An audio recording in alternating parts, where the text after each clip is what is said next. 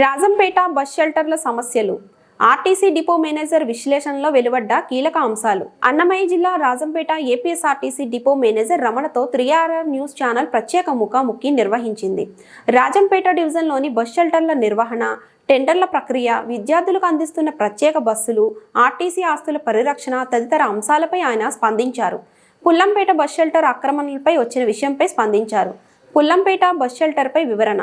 సమీప కాలంలో Pullampeta bus shelter ఆక్రమణకు గురైంది అనే వార్తలు పత్రికల్లో ప్రచారమయ్యాయి. దీనిపై ఆర్టీసీ డిపో మేనేజర్ రమణ స్పందిస్తూ పుల్లంపేట బస్ షెల్టర్ ఆర్టీసీ ఆస్తిలో భాగం కాదని స్పష్టంగా తెలిపారు. ఆర్టీసీ ఆస్తులకు ఎటువంటి హాని కలగకుండా వాటిని పరిరక్షిస్తున్నామని వెల్లడించారు. బస్ షెల్టర్ల నిర్వహణ మరియు టెండర్ల ప్రక్రియ. రాజంపేట డివిజన్ పరిధిలో ఉన్న బస్ షెల్టర్ల టెండరింగ్ విధానంలో నిర్వహించబడతాయని, ఈ బాధ్యత తనది కాదని, అన్నమయ్య జిల్లా రాయచోటి కేంద్రంలో టెండర్ల ప్రక్రియ నిర్వహిస్తారని ఆయన వివరించారు. పరీక్షల సమయంలో విద్యార్థులకు ప్రత్యేక బస్సులు.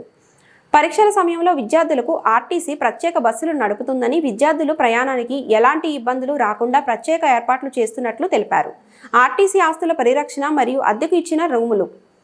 ఆర్టీసీకి చెందిన కొన్ని రూములను అద్దెకు ఇచ్చినట్లు, మరికొన్ని టెండర్ల ప్రక్రియలో ఉన్నట్లు మేనేజర్ తెలిపారు. ఆసక్తి ఉన్న వ్యాపారులు టెండర్ ప్రక్రియలో పాల్గొని ఆర్టీసీ ఆస్తులను అద్దెకు తీసుకోవచ్చని సూచించారు.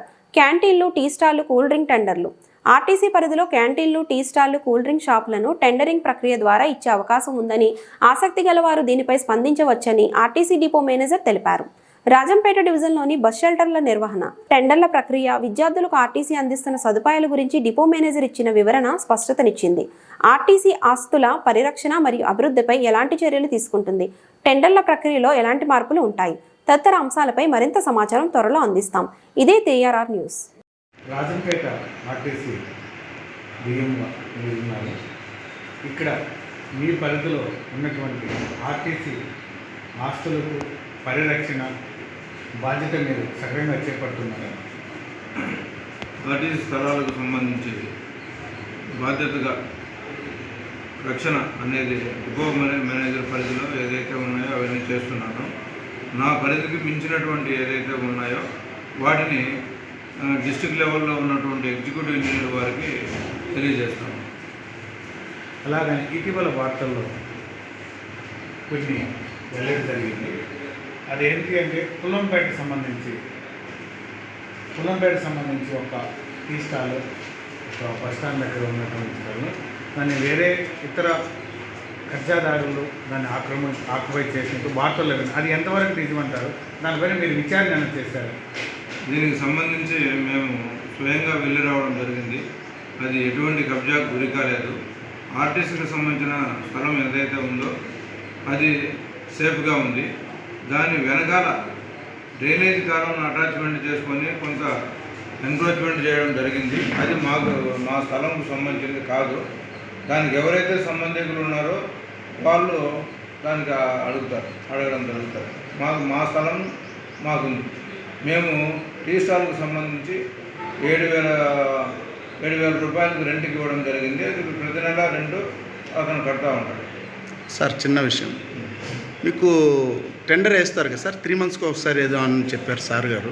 3 monthsకి ఒకసారి అంటే దాన్ని ఈ కమిటీ ద్వారా టెండర్ వేస్తున్నారండి. కమిటీ ద్వారా టెండర్ వేసేది 3 monthsకి అనేది కాదు. 2 years ఉంది, 1 year ఉంది, 5 years ఉంది, అగ్రిమెంట్స్ ఉన్నాయి. కాబట్టి అగ్రిమెంట్ ఎంతవరకు అయితే ఉందో అంతవరకు ఉంటుంది. మళ్ళీ తిరిగి టెండర్లో రీకాల్ చేస్తాం. విద్యార్థులకు స్టార్ట్ విద్యార్థులకు ఇంటర్ పరీక్షలు అలాగనే SSC పరీక్షలు రాబోతున్నాయి. వాళ్ళకు పరీక్ష సమయాల్లో చేరేందుకు మారుమూల ప్రదేశాల నుంచి ఎటువంటి బస్ సౌకర్యాలు కల్పిస్తున్నారు మన ఆర్టీసీ నుంచి? మనకు స్టూడెంట్స్కు సంబంధించి ఈ మధ్యన డిపార్ట్మెంట్ పరంగా వాళ్ళు హాల్ టికెట్ చూపిస్తే వాళ్ళ నేటివ్ ప్లేస్ నుంచి పరీక్ష కేంద్రం వరకు ఉచితంగా తీసుకురాబడతాము. అట్లే తిరిగి పరీక్ష అయిపోయిన తర్వాత తిరిగి వాళ్ళ విలేజ్కు మళ్ళీ వాళ్ళని చేస్తాము. దీనికంటూ ఏదైతే ఎక్కడైతే స్కూల్స్ ఇవన్నీ ఉన్నాయో దానికి సంబంధించినటువంటి అన్ని స్కూళ్ళకు మేము బస్సు సౌకర్యం ఏర్పాటు చేస్తాం. ప్రత్యేకంగా ఏదైనా బస్సులు ఏర్పాటు చేయగలరా వాళ్ళ టైంకు అందించడానికి? ప్రత్యేకంగా అంటే అదనంగా ఏదైనా ఒకటి రెండు బస్సులు అదనంగా ఖచ్చితంగా వాళ్ళకు అవసరం అనేది వాళ్ళు వచ్చి అడిగితే రిప్రజెంట్ చేస్తే మాకు బస్సు సౌకర్యం లేదు ప్రొవైడ్ చేయండి అంటే తప్పకుండా ప్రొవైడ్ చేస్తాము. ఇప్పుడు రెసిడెన్షియల్ స్కూల్ గవర్నమెంట్ ఉన్నాయి కదా, నందలూరు స్పెషల్ స్కూల్స్, గురుకుల పాఠశాలలు అట్లాంటివి, వాళ్ళు అడిగినారు. వాళ్ళకి సెంటర్ అక్కడ కాకుండా వేరే కావాలండి. వాళ్ళు వచ్చి అడిగితే వాళ్ళకు ఆ విధంగా ప్రొవైడ్ చేసినారు. చేశాం. ఎన్ని చోట్ల చేశారు సార్ మీరు? అంటే వాళ్ళు అడిగింది నందలూరు అక్కడ ఉన్నటువంటి పాఠశాల వాళ్ళు మాత్రమే. ఇప్పుడు దారిలో ఉంటాయి, వాళ్ళు అడగదు, అది రోడ్డు పక్కనే ఉంటుంది కాబట్టి అటువంటి వాటికి బస్సు సౌకర్యము ప్రత్యేకంగా అడిగి తీసుకునేది అంటే అవసరమైతే ఎవరైనా వచ్చి సార్ మాకు సౌకర్యం లేదు ప్రొవైడ్ చేయడం అంటే తప్పకుండా చేస్తాం.